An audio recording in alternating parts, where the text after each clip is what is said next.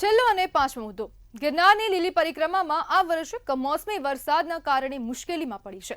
તોફાની વરસાદના કારણે 36 કિલોમીટરના પરિક્રમા રૂટ ધોવાઈ ગયા છે, જેના કારણે બાળકો, વૃદ્ધો અને બીમાર લોકોએ આવવાનું ટાળવા ફોરેસ્ટ વિભાગે ખાસ અપીલ કરી છે। અંતિમ નિર્ણય 31 ઓક્ટોબરના રોજ લેવામાં આવશે। વર્તમાન પરિસ્થિતિમાં જંગલના રસ્તા વાહનો માટે પણ સલામત નથી, જેમાં અતિશય કીચડ અને ધોવાયેલા રૂટ યાત્રીઓને જોખમમાં મૂકી શકે છે। તમામ યાત્રાળુઓ અને અન્ય ક્ષેત્ર ઉતારા મંડળને હાલ રૂટ પર પ્રવેશ ન કરવા માટે સૂચના આપવામાં આવી છે। તંત્રનું કહેવું છે કે વરસાદથી પરિક્રમા રૂટ જોખમી બની ગયો છે અને લીલી ઝંડી ન મળે ત્યાં સુધી પરિક્રમા શરૂ નહીં કરી શકીએ।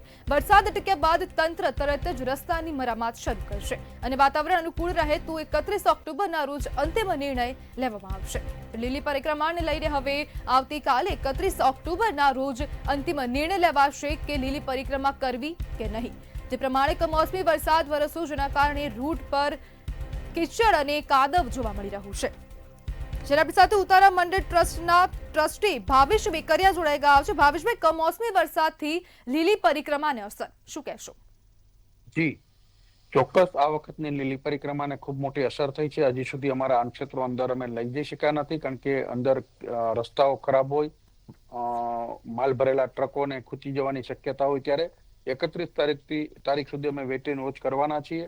સાથે સાથે તંત્ર અને સરકારને પણ અમે નિવેદન કર્યું છે કે કોઈ સંજોગોમાં જો પરિક્રમા બંધ રહે છે તો પ્રતિકાત્મક પરિક્રમા 100, 200, 500 ને કલેક્ટરથી નક્કી કરી અને પ્રતિકાત્મક પરિક્રમા કરી લેવી, જેથી કરી પરંપરા ન તૂટે। સનાતન પરંપરા જે ગિરનારની છે, કારણ કે અમે કોરોના વખતે પણ 25 લોકોને લઈને અમે સનાતન પરંપરા ચાલુ રાખેલી, તો આ એક વિષય પણ છે। પણ આવતીકાલે સાંજે ખબર પડે, કારણ કે આજે અત્યારે પણ જુનાગઢમાં ગરમીનો બફારો છે અને વાદળછાયું વાતાવરણ છે।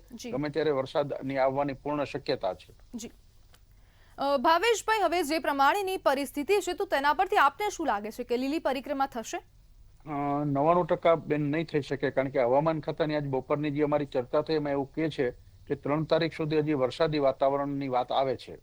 હવે જો 3 તારીખ સુધી વરસાદી વાતાવરણ હોય તો અનક્ષેત્રોને મિનિમમ 2 થી 3 દિવસ અમારે સેટઅપ માટે જોતા હોઈએ, તો 5 તારીખે તો પરિક્રમા પૂરી થઈ જતી હોય છે અને વરસાદ 2 તારીખે પડે અને અંદર જો વધારે વરસાદ હોય તો અંદર ચાલવું પણ અશક્ય હોય, સ્લીપ થઈ જવાની પણ ડર રહે। જી ભાવેશભાઈ, હાલની પરિસ્થિતિને લઈને આપ જે ભાવિ ભક્તો ત્યાં લીલી પરિક્રમા કરવા માટે આવે છે તો આપ તેમને શું કહેશો અને શું સંદેશો આપશો? હા, અમે 3 દિવસ પહેલા સંદેશો આપી દીધો છે કે જ્યાં સુધી તંત્રની લીલી ઝંડી નથી મળતી ત્યાં સુધી કોઈ પણ જુનાગઢ ન આવે।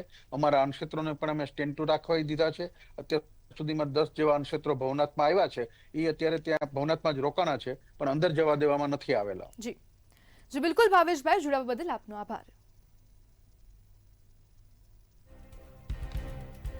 વહીવટીતંત્ર રસ્તાની મરામત તાત્કાલિક શરૂ કરશે અને હવામાન વિભાગ દ્વારા વરસાદની હજુ પણ આગાહી આપવામાં આવી છે અને આવતીકાલે 31 ઓક્ટોબરના રોજ લીલી પરિક્રમા થશે કે નહીં તેનો અંતિમ નિર્ણય કલેક્ટર દ્વારા લેવામાં આવશે।